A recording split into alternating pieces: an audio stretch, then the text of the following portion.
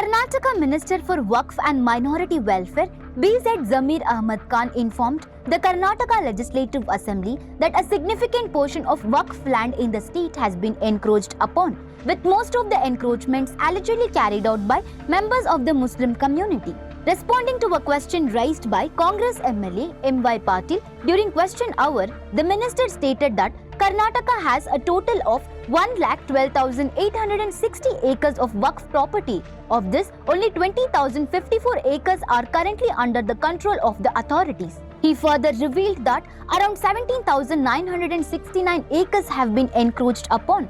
Additionally, 47,263 acres have been affected under the Inam Abolition Act, while 23,627 acres have come under the Land Reform Act, significantly reducing the land available under Waqf administration.